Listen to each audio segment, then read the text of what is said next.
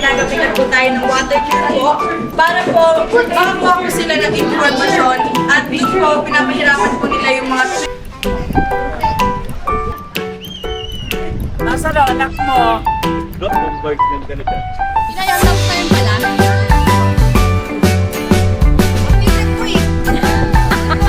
Yung tip ng mga nanay. Bilis lang pala yun. See you in the next location.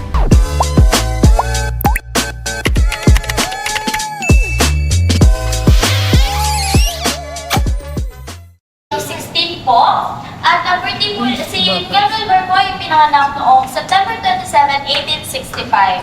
Ayan, si Miguel Malvar po ay isang magsasaka. Ayan, farmer po siya. Nag-aral po siya ng 2 taon sa high school, but then pinagpatuloy niya po yung kanyang pagpo-farm. Ayan.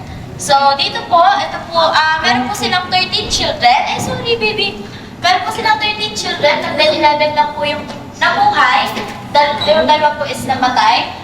Kung makikita niyo po dyan, pinahiram niyo sa Tornina, pangalan ng kapatid niyang Sersan, si Miguel Malvar ng 1,000 peso para magamit sa kanyang business. Okay, so, ito po yung picture ng mga anak ni Miguel Malvar, 100 years old. Ayan. And isa din po sa naging business si Malvar ang kahel or orange. That's why color orange po yung ating circle daan. Kasi, and isa, kung ano po yung si Tunis, ayan, isa siya sa mga naging business ni Malvar. And one of the variety ng Tunis ay pinangalan kay Miguel Malvar, which is Naranjito Malvar or Malgarosa. Ayan. So, ito ang kanilang trader, si Don Carlos Palanca. Ayan. So, proceed po tayo dito.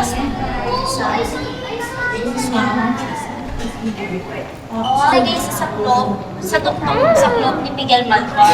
Sa saklop niya. Ayan, ito si Miguel Malvar. Itong painting na to ay bawal po mama. Ayan, thank you. Ayan, si Miguel Malvar, ito po ang painting na to was made by a Persolo. Ayan. picture. Picture tayo? Saan tayo picture? Saan? Ay paano sila nanalo sa mga Spaniards and ito paano po nagsimula yung Philippine-American War.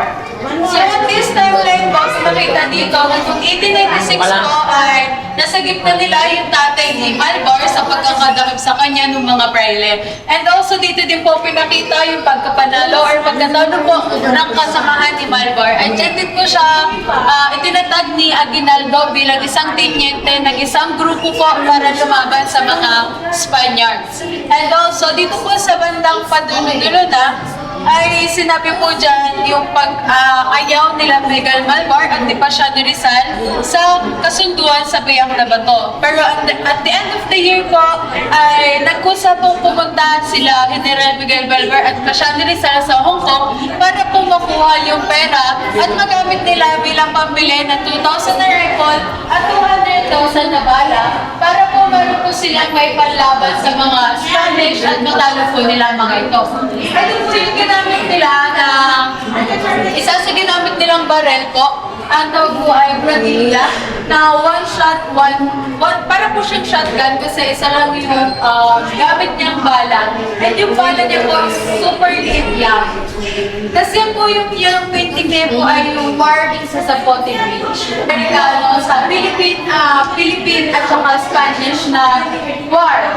Bigla pong sumulpot ang mga Amerikano sa war nila dahil nakikita po nila na hindi na nanalo ang mga Espanya at gusto nilang sakupin din ang Pilipinas.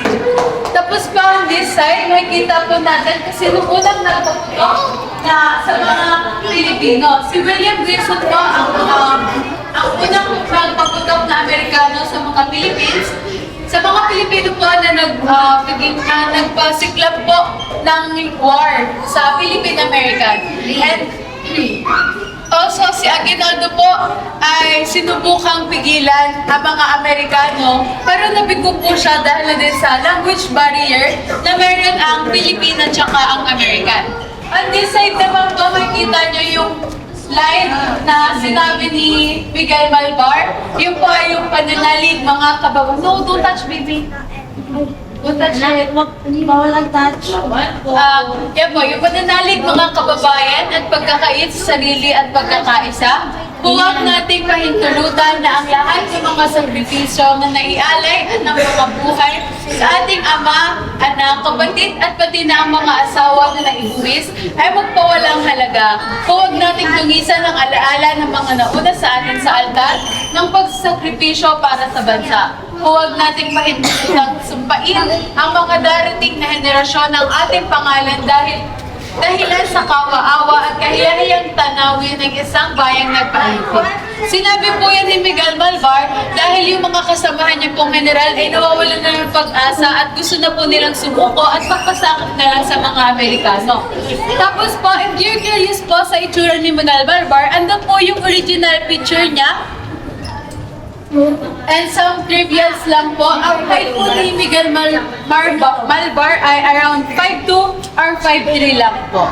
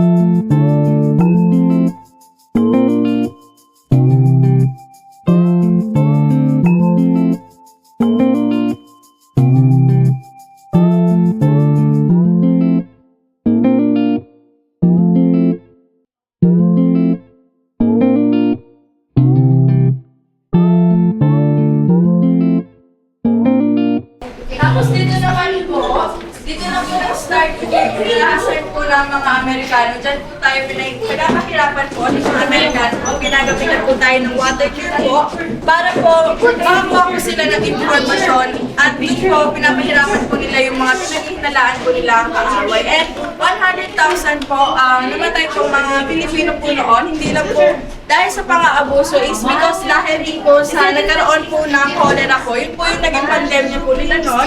Kasi po, yes, that's, yan po yung, kasi po, di ba po ang cholera, sa water po yun, naging polluted po, tapos yung nagkaroon po sila ng infection, kaya po, nagkakawaan na po sila, yung mga po sila. Tapos ito po yung mga bihag po noon. Yan. Ito po yung tampo po ng reconcentrasyon po nun. Yan po yung hawak po tayo ng mga Amerikano, at kontrolado po tayo nila doon. Dito naman po, yung strategy po ni Miguel Malvar. Yan po yung nag-disguise po siya bilang isang civilian. And ino-observe niya po yung mga galawan po ng mga Amerikano. And doon din po kumuha po ng mga data po. Kasi po, yun po yung strategy po nila para po makagawa ng sa magazine po ng barel. And yung sa posporo po, yung red tip po, no, tinatanggal po nila yun. And yun po yung nagiging pulbura po. Yun po yung armas po nila noon. And then pagkatapos po noon, dahil nga po sa sakit at pagpapahirap po ng mga Amerikano, sumuko na po si General Miguel Malvar. Yan po, mababasa niyo po yung sinabi po dyan ni Miguel Malvar. Sabi niya po dito, sumuko ako dahil ang aking pamilya at mga kaibigan na kasama ko sa pagkipaglaban ay may mga sakit lahat. Naghihirap at nagugutom ang aking dalawang anak at asawa ay nagdusa sa lahat ng uri ng pasakit. Ayan po. Makikita niyo din po dito yung mga armas po na isinuro po ni Miguel Malvar. And ayan po yung painting po doon. Ayan po. Pwede niyo po yung picturean. Basta po bawal ang hawakin. Ito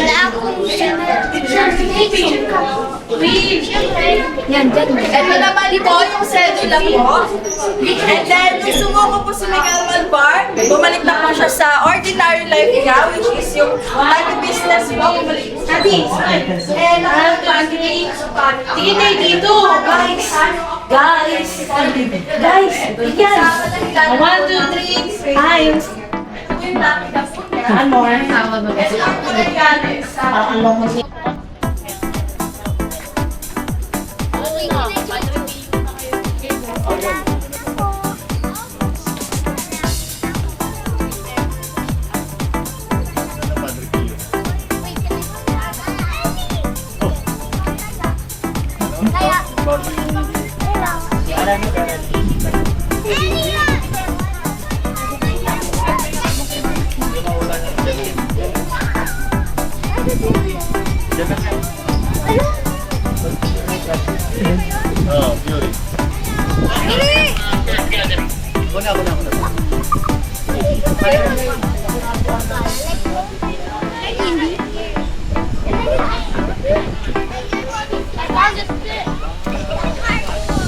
Picture ako na yan.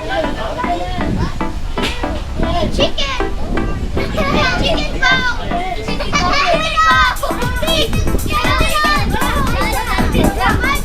Chicken bowl! No, that's not me. I wouldn't think. But it's not like a chicken bowl. Let's do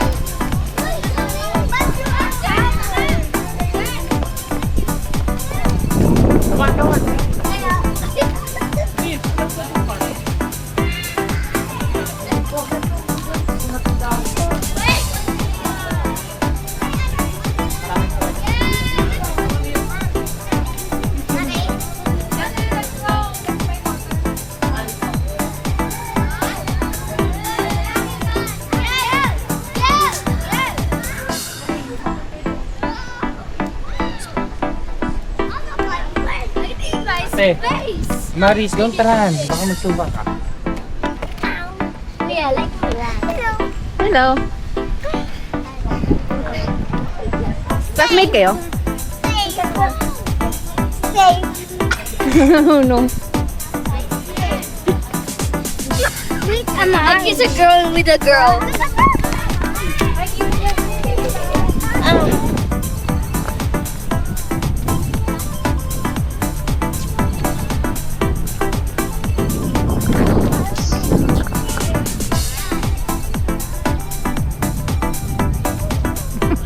Nakiiwan.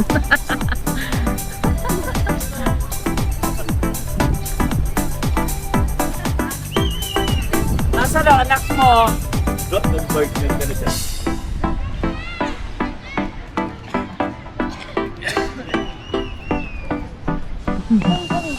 Siya yun, tapos na yun pala. Ang trip ko eh. Yung tip ng mga nanay. And we're done. Sa Malvar Museum. Bilis lang pala yun. See you in the next location.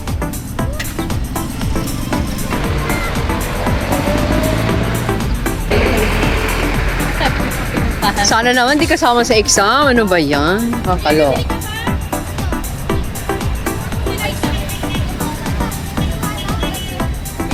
Up, Queen! Where are you going? The road is dangerous, ha?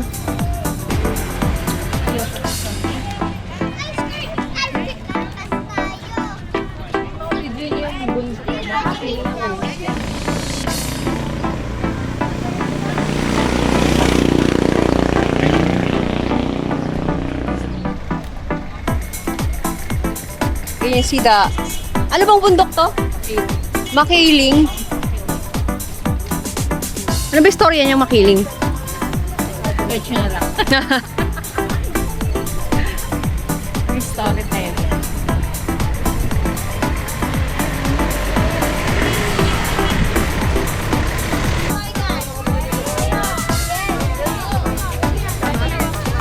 Ice cream?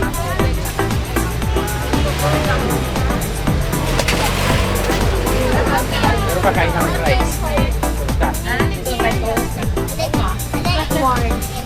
Dito lang ha. Warm ice cream. How about warm ice cream? Okay. The warmest one.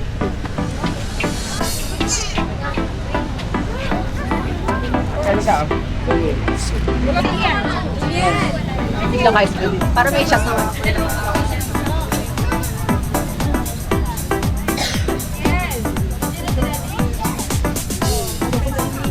Or cone. Do you want the cone? The cone only. Papabili si Coco. Papabili si Coco ng ice cream.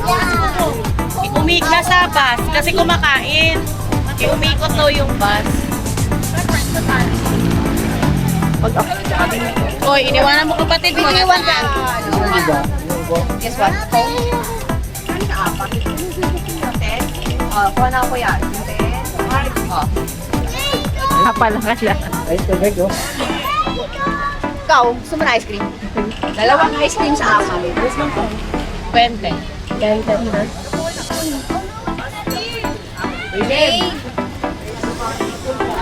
Problema ko na mahihil ko ako sa bus. Magkano siya?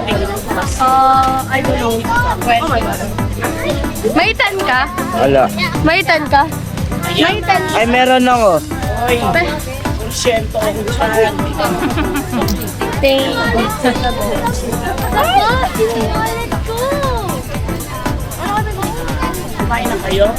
Gusto nyo? Okay na.